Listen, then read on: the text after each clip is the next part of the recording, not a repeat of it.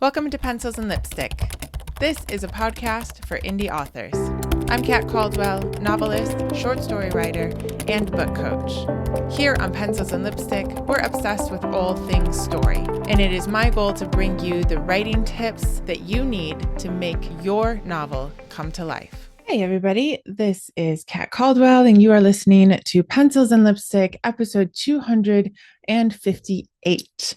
It is March 3rd, but I am recording this a little bit early, just in case I am too jet lagged. So this is the week that I am back from India, but I cannot tell you about India yet because, again, I am recording this early, but I have a awesome conversation for you guys. I guess I should say an awesome conversation for you guys with Cece Tyler.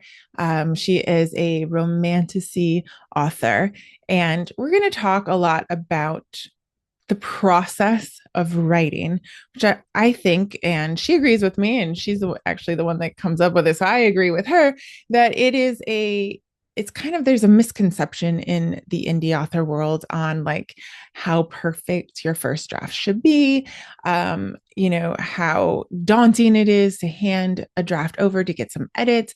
And I was just blown away by her process and the way that she approached editing.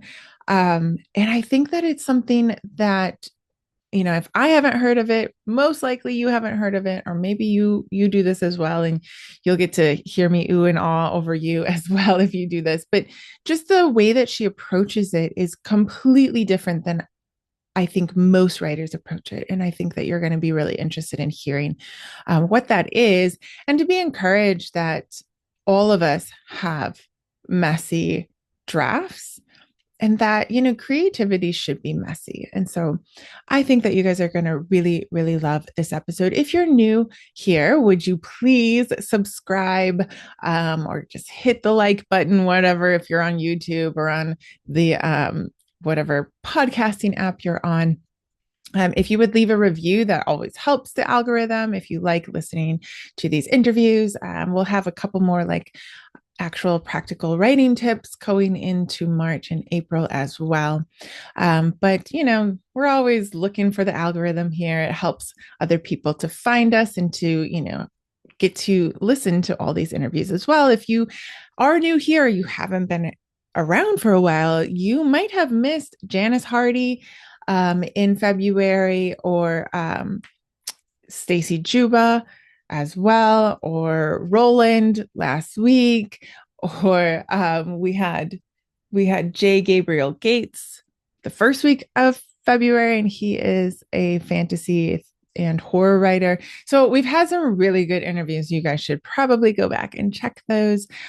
Stacy talked about editing, and Janice and I talked about the premise and why you might want to figure out what the premise is of your story. I think it'll help you with that dreaded book blurb, right? And so today we're going to talk about the dreaded editing process. So I will have an update for you guys next week about India. I hope that you guys have had a really lovely end of February as well. Maybe got some rest, maybe got some writing done, I hope. Hopefully there wasn't even more snow. Who knows? I'll let you guys know what it was like to sleep in a tent. Literally have never done that. I'm 43, and this will be the first time. So let's get into the interview. Cece Tyler is a writing coach, a developmental editor, and an indie author passionate about helping storytellers achieve their creative goals. With a background in mental health and corporate sales, she understands the critical role mindset and habits play into success, which is something we talk about. Drawing on her experience crafting romantic fantasy novels, she focuses on story development, resilience, and sustainable writing practices to empower others to bring their visions to life. Outside of writing, she enjoys exploring local coffee shops with her dark-haired love interest, aka her husband, and savoring the magic of a perfectly brewed latte. You guys can find more about Cece Tyler at authorcctyler.com. The links are in the show notes below. I highly encourage you guys to check her out on social media and on her website. But before you do that, let's listen to the interview. Okay. Hello, Cece. Nice to have you on the show today. I'm excited to talk to you. Hi, thank you for having me. So we kind of, I guess, crossed paths during a summit talking to people about their writing. And so I wanted to have you on to talk about this process, I guess, that we go through writing. And I think I talk to a lot of authors, especially when they come to me for coaching, who apologize for the state of their draft. So we're going to talk Mm, about the state of our drafts today. So yes. are you ready? Yes. I'm super ready. I love this topic. So let's talk a little bit about how you got into writing because you have a couple books out already. Yes. So what is Yes. your sort of history as a writer? Oof. Well, it goes really far back. I did start in high school. Um, but then when I went to college to get a creative writing major, but then I took a break and Mm, I stopped and went into mental health counseling and then went into corporate America and then worked for a tech startup. And then I found my way back to writing probably around COVID. okay. There's tons of time, being Yeah. quarantined. And so I found writing again, I found reading again and Yes. realized like, oh, I can write fantasy with romance in it. Like that was a genre that was fairly new to me at the time. Um, so yeah, so it started at I was super young, like 14, and then revisited it a couple of years ago. So, Yeah, yeah. I don't think that's unusual, right? We get Hmm. stuck in this idea that we have to eat and put Yeah. a roof over our heads. It's a Yeah, thing, right? We it have to is. like pay the bills. Yeah. It was, I mean, I think it was the timing was like perfect. I think Mhm. the experience that, because now with the coaching and everything, the things that I did in my previous roles, like really, I used to be a sales coach. So that really Okay. led me to activity and habits and how to incorporate that into writing, but then also having the creative writing background of like, okay, well, I'm also a creative. So how do you Yeah. blend the two? Yeah. Um, so I appreciate the spirit experience I had, but at the same time, I love to write. I love Yes. being an author. I love being an Yeah. author. So definitely the place to be for me. So are you still working out of like aside from writing I and am teaching? mm-mm, Okay. mm-mm, All no, right. So you no. just completely cut the cord. And you're like, I I'm doing did. Yeah, the universe like kind of put me in that place and I, it pushed me there and I was good. like, you know what? All right, I accept this. I accept Yeah. what you're giving me, what place you've put me in and I'm going to embrace it and yeah, it's been awesome. That is awesome.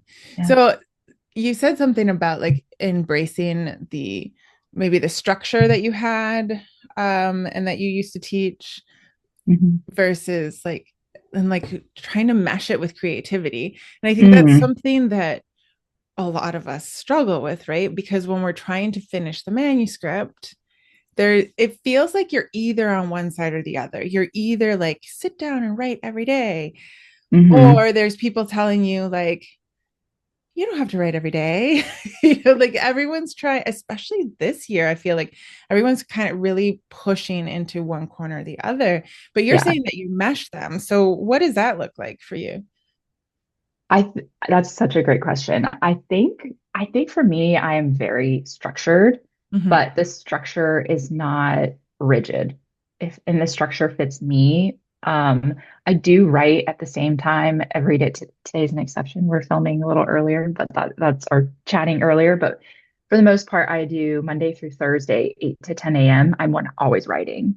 I have two like Interesting. writing sessions with like a scheduled writing sessions on Tuesdays and Wednesdays with peers, which keeps me accountable.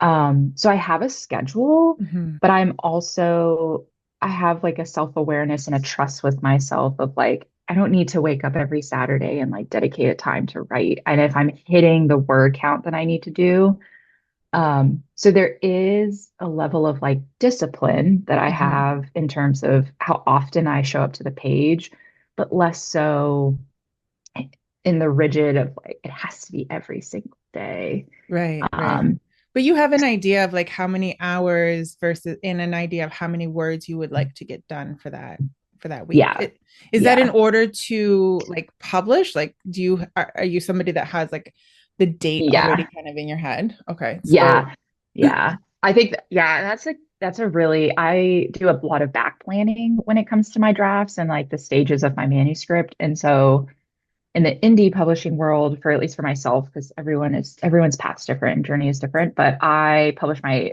editors in advance. And for one, they book up, they're fantastic editors. So they book up in Yeah. advance. So I have to get on their calendars. But those dates really help me plan where I need to be. Um, my most recent edit was like December 14th. And I mean, I knew as early as September where I had to be with that draft Right. in terms of being able to turn it into her on time, and planning my weeks and like what acts I wanted to tackle. And I write for the most part chronologically. I don't really, that is a tool for me. If things are not going well, I'm like, okay, let's pick a scene that you're looking forward to writing and then Hmm. jumping. But I Right. would say Right. 90% of the time I'm writing chronological. But the dates are, I really just, I, I really feel like it's kind of like you're driving without a destination. If you don't have a date, you don't necessarily need an editor to pick a date, but it's hard to plan for the goal if you don't have, you know, An a end goal. pin. Yeah, like right. Like I don't like Yes. you gotta put a You measurable got to on have it. a motivation. I think that's one of, Yeah. I think it's a misconception that the indie author world seems to be swirling around. Like, no, we don't want to be so hard on ourselves. Like, if you miss a day or if life happens or whatever. But the truth is, you cannot publish or edit something that's not done. Like, you just come Yeah. back to that truth of like, there's got to be a way for you to actually finish it. And I think so. You have like editor set up, and Yeah. that's an interesting thought to have for some people because I know some people, and I'm sure you've encountered them where they've been working on the same book for years. Mm, And it yeah. almost gets to the point where you don't really even know where you're going. Do you think? Like, and Yeah. sometimes sending it off, like I sent this last manuscript off to my editor, and I was like, I know it's not done. And you're probably going to laugh, but I have to send it to you because A, we had booked it, and B, Hmm. I kind of need you to laugh at it and be like, what is this? And you already Yes. repeated yourself here because it just kept going. Life was Yeah. hitting me in every which way. So sometimes you just need it. You don't need You to be scared of your editor. They can really help you. Oh yeah, no, I that makes me sad that people would and writers would be afraid of editor. I mean, I'm just very lucky. I work with fantastic editors. I love the folks I work with, but I think that I will be honest, I'm working on the final book of my trilogy. So Mhm. the pressure to finish this, series is like a Pretty little serious. higher. Yeah, it's a little high. Yeah. And so, um, and there's a lot of things that are getting wrapped up. And so You got to again, remember everything. oh yeah, I know. I had to, that's great. That's actually funny because I had to go back to book one and was reminding myself of lore and like world building and how things worked. I was like, I have to learn this myself, and I'm the author who came up with it. But Oh no, it's weird. yeah, It's it is a little weird. what was his name Um, again? What? yes, exactly. Um, but yeah, I did not, it was not the strongest manuscript that I had had in the last couple of years that I sent to my editor. And I knew that. And I literally, in my email to her, I said, this is a mess. It's a beast. It's a mess. I can't sit with it any longer. Like it has Mhm. to get outside eyes. And there was such a level of peace though that I had in my process of like, okay, I'm accepting that this is a mess and where it is, and that's okay. That's like where it's Yes. supposed to be at. And the ideas and the discussion that I had post feedback from my editor, I mean, my manuscript is so much better for it because Right. I allowed it just to be messy. Yes. Um, and And I, there's that pressure on you though too that makes it you probably feel the lack of self-confidence because it's like, oh, but I'm putting pressure on it. I really want my readers to enjoy the ending, right? And so mhm, you just need that boost. And if you have a good editor, they're going to boost you because they like your books, right? Like they yeah, want to see you succeed. They're not there to be like, not like yeah, a professor sometimes who's like, your story sucks. Like, yeah. And if you're working with the same editor, like I've had one editor who's read, since book one. And so mhm. she's rooting for the characters like a Right, reader is, and like right. I am. And I think the wonderful thing that I've learned too with working with editors and like draft one to the final, printed book, like the one that you give to a reader, the differences between those, like the first draft, like I sometimes have to remind myself, I pull it up as an exercise and a reset, a grounding reset of this is what book two was when you first sent it off for the developmental edit. And like the first chapter, I mean, it doesn't even exist anymore. Yeah. So, and the internal arc that my main male character, his name's Cade. I mean, his journey, I mean, transformed. I mean, even my main character, Evelyn, like the difference between what act one, or excuse me, draft one was to the final product. I mean, it was just it's they're so different. But realizing that and knowing that and then being able to tell other writers like, hey, it's Yeah. okay. Like so much is gonna change Yes. anyway.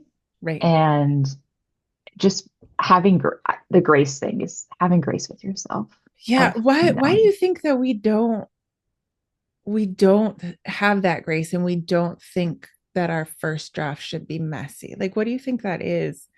Because so many people will tell me, I'll get it to you when it's ready. mm, And what I think they actually mean is I'll get it to you when it's nearly perfect.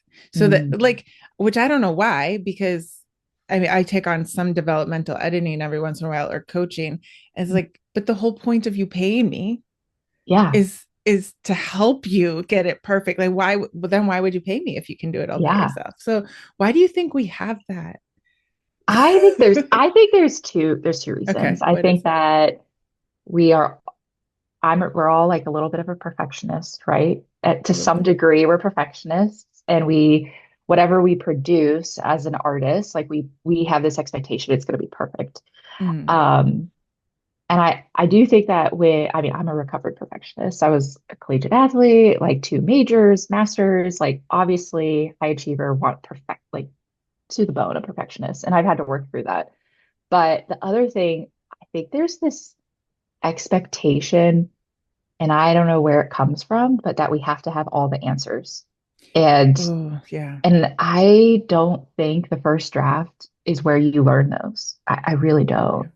It's not. And that I think there's this fear of unknown and not feeling adequate if you don't know them. So like, can I Hmm. really call myself a writer if I mean, it's my character. How do I not know where they're supposed to end up, what they're supposed to do in fun and games? Like, and again, it comes back to that grace of one, doesn't need to be perfect. So let's, not be perfectionists. But then two, uh, you're going to learn as you go. So you don't Right. need to have all the answers right away. And Yes. I think you've hit on something there because especially since COVID. So I published mm, my first one in 2017, then realized I knew nothing on how to like sell it or mm, promote it or have like an author, ship.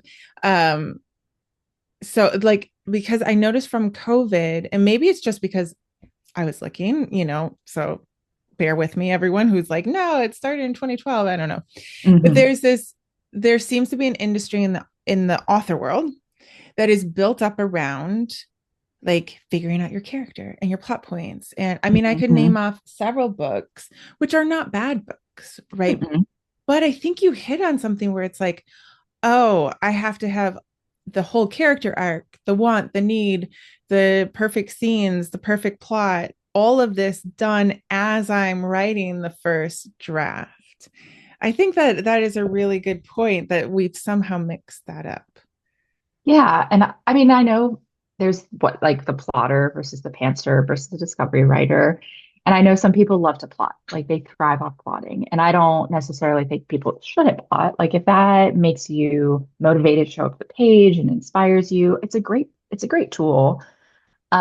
But I think when you're talking about like the arc and the wound and the misbelief, I think that stuff is so deep Mm-hmm. that it's something you uncover Right. through the first draft or even maybe the second draft. And I've done this with and again, this is personal experience, but I've done this with every single one of my books thus far, is I always write my main characters in the mental essentially completed their arc of where they end up. So there's no room for change. And I did that in my first book. That was the biggest issue is there's no room for change for my character.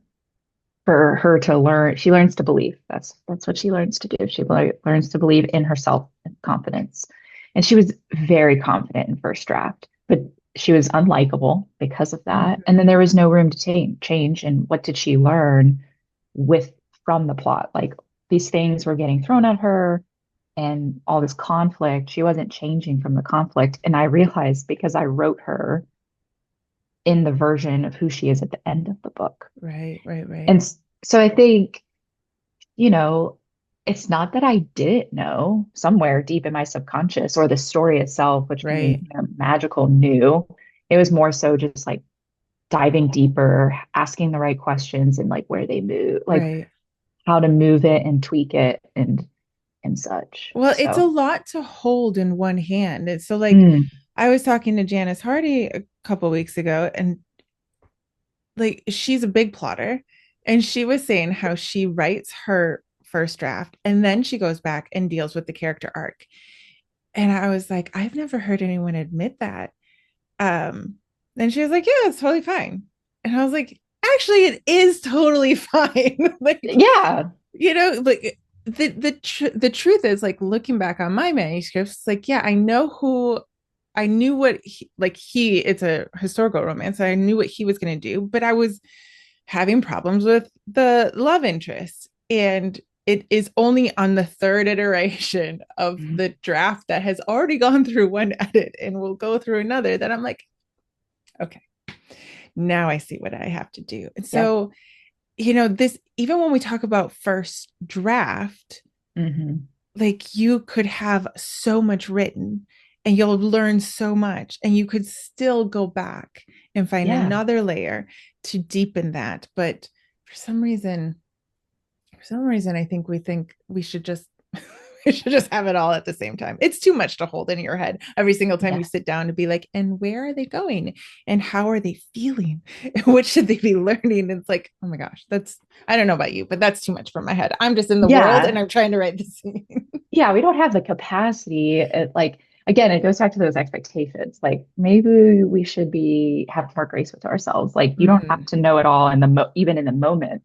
Just write the scene for fun. Like it's an action scene that's Ooh, imagine exciting. that just Yeah. Oh having yeah. This is just for fun. Like, um, but yeah, I mean, I think it's I was looking at care.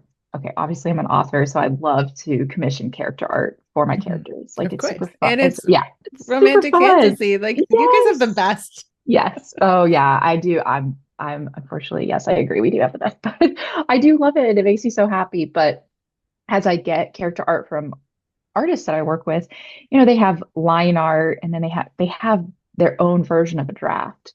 But then by the Mm. time it's a finished like when it's shaded and has like they've toned and added shadows, and I'm not an artist, so I shouldn't even pretend like I know exactly the steps and process that they go through, but they erase things. Like they erase line Oh. art, and it's so fun to watch these time lapses on like even Instagram in Reels where artists will erase their work because it was just the foundation to get them to the Oh. final product. And I was thinking about that yesterday and I was like, wow, Yeah. that is what a first draft is. I mean, it is just the Yes. foundation. It Yes. doesn't, it's maybe the bones, but it might get, some of it might go. It might Yeah. just help you build to the next stage. And Right. it's very, yeah, it's very freeing when you realize like I can just be messy. I love a good bracket. Like I love a good note for myself. Fill in, visit this later. I love a Yes. little note. Just I love highlight it a it. I, little. I I like Yeah. capital X's. Can't remember his Yes. name. Yes. Yes. Yes. Or yes, give him a name if he has not named yet. And then this is the Yeah. vibe. Do Yes. that later. A friend of mine goes, add sex here. Yeah. She goes Yep. on with it. Yep. Like, okay. When I feel like it, I will go and do that. Yes. But I think we tend to, maybe it's an American thing. We tend to listen a lot to people who Mhm. are much farther along than us, and it's good. We get inspired by it. I love Mhm. listening to other artists and authors. I was listening to Frederick Backman in his speech, a few months ago, and um, but it's you always have to remember, even in the author world, I love listening to Brandon Sanderson, Katie Cross. They're so much further ahead. Like they've been doing it for so much longer. And so I think it sometimes gets lost with newer and newer. Like I have 5 out. I still consider myself new because I haven't quite, Mhm.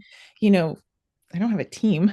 Maybe that's my Yeah. measure Yeah. of success there. It's like, okay, I still am figuring out my process, right? Like Yeah.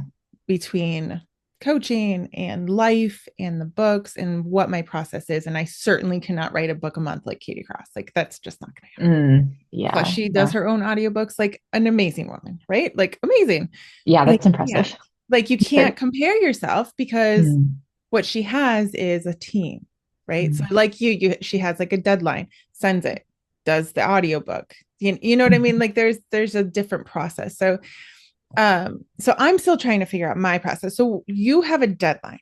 Hmm. Is your are you just writing chronologically and then you hit it and then you don't look at it and you send it to the editor? Or what is your process with this quote Mm. unquote first draft? Because I think we call first draft probably sometimes several iterations beyond the Yeah. actual draft. Like first draft version 2.5. Exactly. Yeah. I do it by date. Yes. Yeah, I know I did. Because right now I'm working on the revisions for book three, and it's like I haven't released the title, so I'll just call it book three, but book three, Feb 2025. So it's Yes, like the date, exactly. um, all caps. I would say in a perfect world, like if I'm hitting my deadline, not falling behind, I will read the manuscript Mm. prior to it going to my editor, Do you just try because, not to edit or do you edit oh, as well? my edit. Yes, It's yes. very hard Okay, not I to, would be isn't it? lying if I said I didn't try and go in there and Like, change. I don't know if it's like massive edits. I don't leave myself enough time to like restructure things, but I mean, maybe the movement of a scene doesn't feels mhm. clunky and I can see it on the page. Um, but I really like have questions that I want to discuss with my editor. And so being able to read it and getting that, and I print it off, which I love to do. I love Me printing too. it off, and I have a chair where I like to like specific chair where I like to go and read my manuscript. But if it is in Word, I will go to town. So I can't like if I'm able to edit right away, I can't do that. But if I read it, I can log all the questions that I have, and That's a good then idea. Okay. yeah, and then I like to, I'll ask maybe the same question more than once. So clearly that's like the top, like a priority question that has come up Yeah. more than once. And then I do send my editor, somewhat of a structured, which sounds crazy when I think about it right now, but like a very, like not a, I don't want to call it an agenda, but a list of questions, but they're put into different groups, like character questions and then character questions about this character, because I write multiple point of view. And Okay. so in book two had four POVs and it added an additional two. Book one was two, or excuse me, book one was two. And then an additional romance. And then now book three is going to have six characters. Oof. And yeah, three romances, six characters. So I had a lot of questions for various Right. characters. Um, and I think that part of the process really helps me. I just love mind dumping. Like it's like a That sounds like a journaling. really healthy way to approach editing, though. How did you find this Yeah. editor? Yeah, Don't tell your she, secrets. yeah, I was like, no, she's fantastic. I rave about her on social media. So she is, she's wonderful. I do really Yeah. enjoy it. And I've been very lucky with all my editors. I will say they've all had like a really special place in getting this series to the place that it is. Um, But did you learn how to write? Like, what prompted you to write that sort of brain dump or whatever to the editor? Like, did you do that the very first time you sent out the very first book? Like, Yeah, okay. I think I would have to fact check myself, like go back. But I really do think the first For book one, I got I think it's been so long. I think it's called Rev Pit. Is that what it's it was the Twitter thing where you like Oh, were you like you oh yeah, I'm yeah, I I can't find the it was word like to it was a pitch contest like you pitch. on Yes, yeah, okay. So yeah. you It were was a pitch. pitching editors? Yeah, my initial plan was to query. Yeah, Oh, and I you did were to query for a query. little. Okay, Yeah, okay, okay. and I did query for a little. And I didn't. Anyway, I got connected through that way. I got connected to a editor who tweeted about my manuscript, and she did my developmental edit. And I had been working on it for 13 months. Like it was a place where I was ready to query. So it was pretty much Mhm. once I booked with her, I was able just to send it. But I had questions. Like I was like, these are my initial thoughts. This is what my gut's telling me. Mhm. Can you, along with the other thoughts that you have, like answer these questions? So I don't know if that's, I think that might be the athlete in like the swimmer in me. You've been Um, coached before. yeah. And I think, Oh, but I like this. We can yeah, learn from that. I guess I it, think this is one yeah. issue with writers is that it's not necessarily so you took a creative writing major in college, so I'm sure you got a lot of feedback on writing, but Yeah. I think for a lot of people writing is something that they have a gut talent for and maybe have never had feedback or like Oh, coaching on yeah. it. And so I think this is really interesting, like the way to approach it with humility and being like I don't know Mm. everything and I'm willing to accept like what can you see about my book rather than feeling like this is my baby, here critique it, which I think is a Oh, very yeah. weird but standard way of seeing a book, which is like Yeah. that. I mean, at the rate that people are writing books these days, you can't have 25 babies, right? Like you Yeah, can't. no, you can't. Yeah. So that is I that's a completely different way, I think, than what I've heard to okay. approach it. Yeah, I'm a little I'm trying to digest that because I guess I've just been accepting feedback for so long. I mean, not to say I don't have moments where it doesn't hurt, like it Of course. When we stings. see all that Yeah, red, like oh, yeah, like it stings. Um, but I do think that the athlete in me is like, this is an area of opportunity, that's Like, so nice to look at it like that. yeah, Yeah. like it's Yeah. not, and if you're connected to the right people, and that's when I think community and, fostering the right relationships with the right Mm-hmm. writers for you. Like, I have a critique partner, and she's been with me. We've been working together for 3 years, and Yeah. our vibe works. Like, and so I think finding the right people, because you have to have trust with feedback. Like that Yes. is very like you have to have trust. And Yeah. so yeah, and I just look at it from again, I don't want to get in the weeds of swimming, but if you don't hit like a time, like you qualify for times, that's how Okay. swimming like works. It's you against the clock. Um, and when you work with a coach, I mean, your stroke, your flip turn, I mean, there's just so much to analyze and how to get you to the next level. And I really do think I think about, and maybe that's why I'm okay with the messy draft because I see that it's potential. There's potential. Like the mess, That's yes. there's just potential to get to this final place that it's going to be in. Yes. Um, and I think it's the same way between drafts that is with races and Yeah. performance based. Which I know some writers might get like afraid of hearing like performance based and but I do think when you mention like it's my baby and I don't want you to give it feedback, I would almost say that most maybe don't believe in the potential of their manuscript enough that they don't want to Right. get feedback because then once you start getting feedback, there's this I don't know, there's this like hey, let's make this better. And I mean, that's a Yeah, it's scary your road to baby. go. You're like, how could it be better? It's but I Yeah. think, And gosh, that it's such a much healthier way of looking at it. Like this is the potential that it could be. I mean, a couple of years ago, I read, I think it's called The Artful Edit, and it was the relationship between Fitzgerald and his editor. And I was blown away by how much the editor was like a coach. Like he would send things and be like, how about we choose a color that's going to be in each scene per character that will like Yeah. symbolize.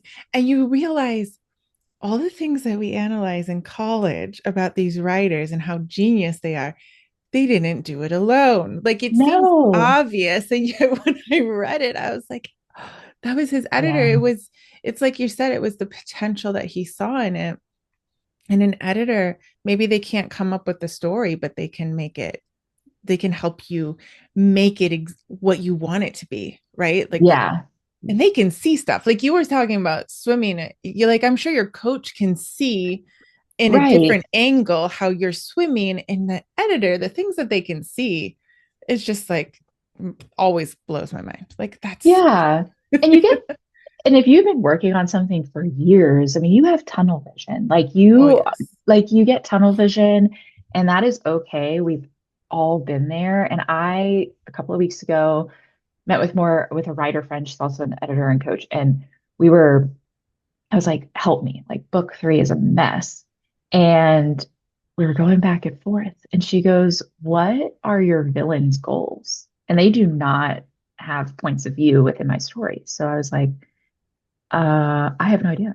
Destroy the No. world. Yeah, like I was like, they're evil. I mean, they're evil. Do they need a goal? And yeah. then when she asked me that, it was not a perspective that I had at all Right. considered. Right. And it really felt it really, really like came down to what was making a lot of my problems because Mm. there was no reason behind the state, like the conflict at the, the midpoint, pinch point, like all the Mm-hmm. major plot points when they would quote unquote attack or make an appearance. And so when I got that additional perspective, which is no different than a coach on the sideline being like, this sounds so weird. People probably like, what are you talking about? But like your elbows too high, or Mm-hmm. your kicks were too slow underwater. Like it's really no different than that. Yeah. And um, yeah, I it would be very interesting to talk to another writer though, and be like to coach them through the process of like feedback is an opportunity. Yeah. It is not to tear you down.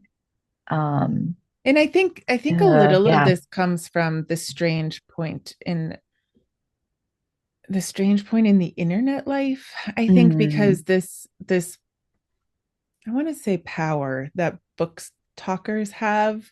And I don't know about hmm if you've ever gone on a thread, threads. I went on for like 5 seconds and left because I was like, oh my gosh, hmm I don't want to Yeah. see that side of readers. There is the side of people that we see on the internet is not always how they are, right? But goodness, if you read like bestsellers, reviews, go to the 1-star reviews and just be like, oh my goodness, like Oh you yeah. guys are literally critiquing the person who wrote the book rather than the book. It's a very strange moment in this world, right? And so I wonder if people think that the editor is going to be like a 1-star reviewer. I don't know. I just wonder sometimes Yeah. if people like translate that into how an Yeah. editor is going to act. But I've never Mm, had that. I think most editors want their job to continue, yeah. like Yeah. they don't want to be known as the really mean editor, like because we can always go Right. somewhere else. So Yeah. And I mean, authors talk amongst themselves and they like recommend. So like I don't, yeah, yeah, it's a small enough world. I'm not gonna say they're not like mean editors aren't out there. I mean, that would be sad. And I do agree with you though that there is a sense of like there is a culture right now of, I don't want to say tearing down other people, but there is negativity Yeah. within, I mean, I'm an author, I receive reviews. I've sadly read some of them. And I've grown thick skin about it, but We don't recommend it. A lot of yeah, I times wouldn't it's do that. reviews about something completely different. Like reviews are no longer, they're not editorial reviews, right? An Mm, editorial review is somebody who understands literature and would review it based on storytelling, right, right? right. Your Yeah, ability to have told the story. These yeah. days, reviews are, I didn't like it. Like, okay, what is this? Yeah. I've accepted that, reviews nowadays are that's a reader space. It's not the author, it's not like the It's a author. strange thing. Yeah. Yeah, it's They a have reader claimed a space. stake in their Hmm. review pocket, but it's still, I still argue with people on like, but the stars are what people look at. And I think we still haven't gotten past the psychology of that. I've read many books that on Goodreads are a 3 star, which for Goodreads is like, nah. Hmm. Which Yeah. they were perfectly written, right? Yeah. They just weren't exciting enough for the moment of time or whatever. So you Yeah. have to understand that you're editing with your editor and your draft is gonna, it's completely different world than Yeah. Goodreads. They are different. They're very different. And yeah, and I think that like with editors, I mean, they're tackling a different perspective because, Yeah. and I think that's an important thing to like, I do a developmental edit first, and everybody's process is different.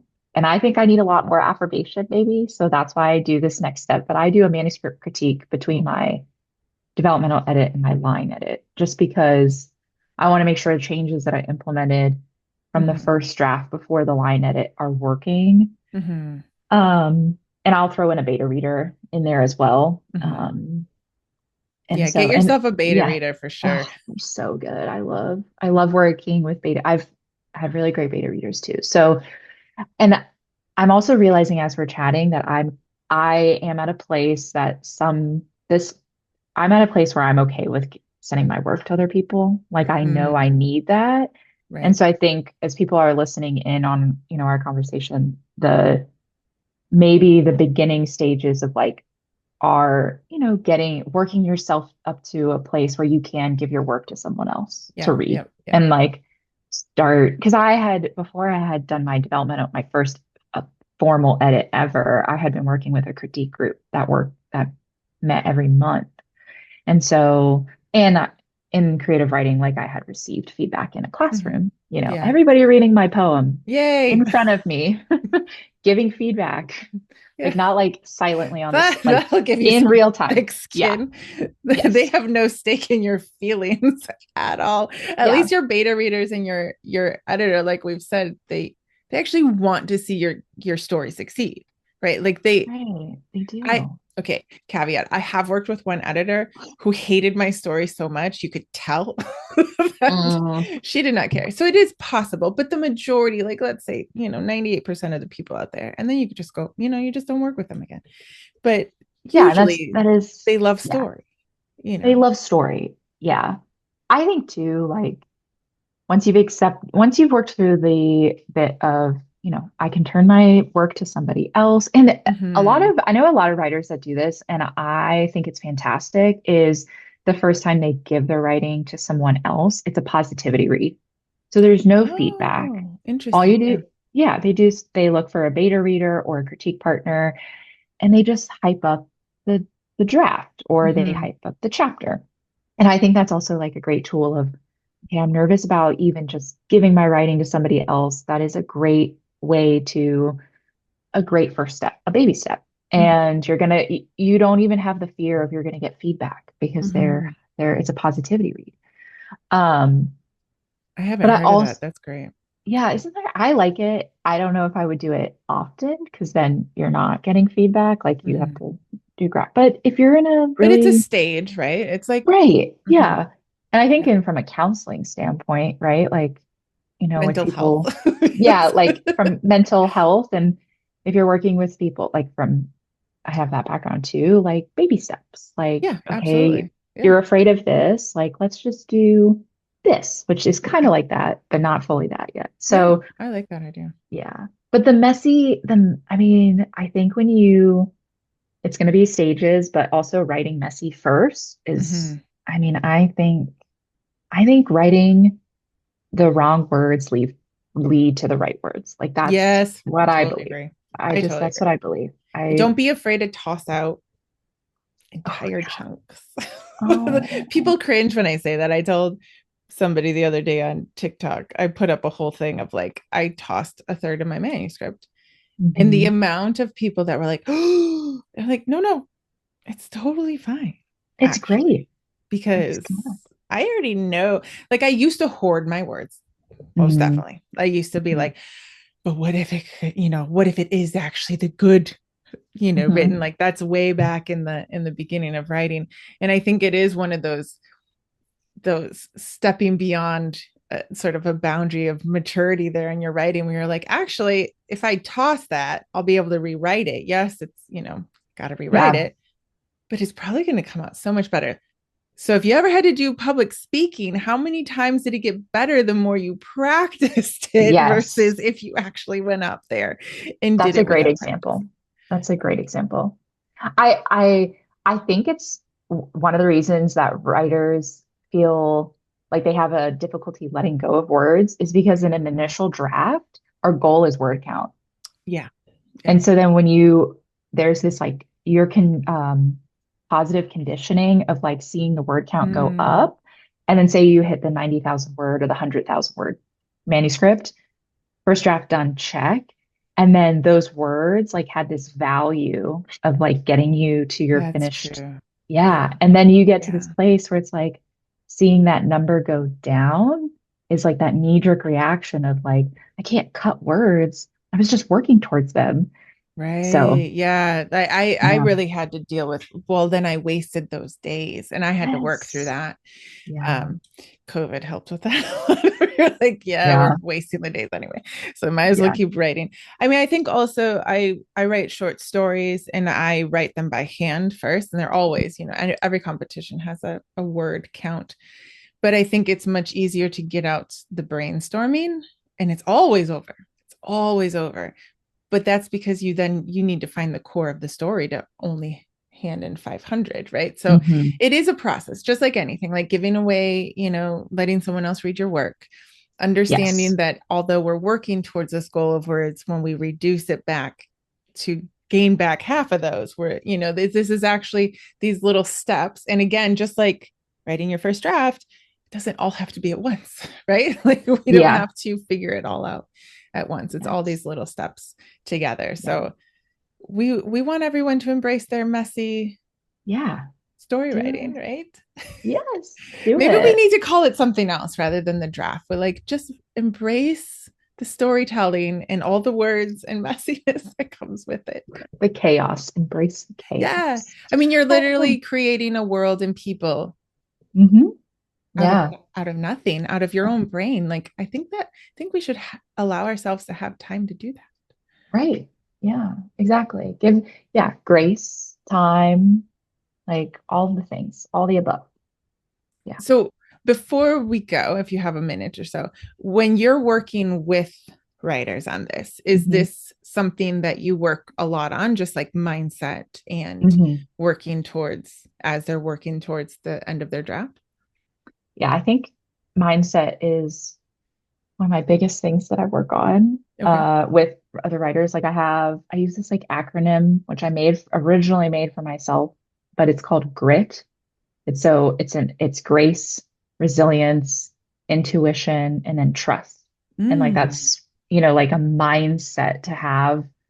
And it's fluid, right? Like it's never linear. And I know for me, most recently, like I've had to really work on the grace part way mm-hmm. more than like my resilience. I do not have an issue with resilience. I will keep going. Um, but being able to have that intuition, self-awareness to speak to my grace and like allow Mm-hmm. myself that grace, I think mindset is huge for any goal setting because I'm very goal oriented with my coaching and the habits, like how to, Mm-hmm. because motivation is great, but it's fleeting. Like I think motivation is fleeting. And I know discipline is a very rigid word, and we get afraid of discipline because it sounds like very structured and there's no grace whatsoever. But I think if you find discipline in your habits that work for you and your capacity as a writer, it's a great marriage. It's awesome. Yeah. So I yeah. don't think I could have my habits and my goals have shifted, and there are projects that it's either time or words or, but Yeah. there has to be something motivating you to finish the manuscript if you actually want to finish the manuscript. If you do want to make it writing a priority in your life, you got to do it. Yeah, yeah, measurable. I mean, SMART goals have been discussed like for years. They're nothing new, but I Yeah, you do think can't they really have, go against that you psychology. can't, you can't, like they got to be measurable, Yeah, but they have to be equally realistic. right, So it's right. I hate the word balance. There's no such thing. I don't think But so either. That's yeah, a weird goal to go towards, yeah, balance. You're either no, like doing one or the other. And I think like ever since people's been writing, I think it's strange that we think people just came up like Michelangelo just chiseled whenever he felt like it. Like, no, he was being paid to do a job, yes, right? People used yes, to get advanced on their books. Maybe some still do, but it's rare now, like to finish the book, right? Like you right, had to repay that advance if you didn't finish the book. right. Now it's just us and our Yeah, coach, right? yeah. Like Us and the coach. Yeah, we have yeah, to motivate ourselves yeah. And to I think that's why like coaching though is is good because mm-hmm, these are like muscles that we need to be able like where they're brand new, right? Like we're not really sure how to implement them into our writing practice. And that right, accountability piece is how you learn them, but then have mm-hmm, discussions about like how they're going and like discussing activity and like trial and error. Like, is this really working for you? Is it not working for you? Do we try something mm-hmm. new? When to appropriately pivot? And I think having those conversations with somebody else can create the sustainability when you go off on your own. Oh, And absolutely. so So who do you coach? Do you focus on romantic fantasy I or do prefer to work with like I love fantasy. So I'm not mm-hmm. saying no that I wouldn't work with anyone, but I do enjoy working with fantasy. And let's be real, I read only fantasy. So like So in don't my come to you spare with like your time, mystery questions. well, my first book was a murder mystery Ooh, romantasy. So okay. I You could cross dabble in. genres. I cost on it just a smidge, but it has vampires. So it's a murder mystery Because romantasy why with not? vampires. Why Yeah, not? why not? Why not? Yeah, I'm from the Twilight era. I'm from the True Blood era. Like I vampires are Vampire Diaries, like core identity, part of what I grew up with in high school. Yeah, So they never went out of style. I don't care what oh, the traditional publishing people oh, say. they'll come back. They will I come could back. feel They it. will I come could back. feel it. So we are going to have your website in the show notes, and it is authorcctyler.com. People can find you for your coaching and your books at the same place, right? Yes, yeah, it's all in the same place. But I do have two separate Instagram accounts. So I have a coach one and an author one. So I will be different on the gram, but You'll be different everything people is, there. yeah, I'll be different people there. And do you know when your third book is coming out? Have you announced that date yet or not yet?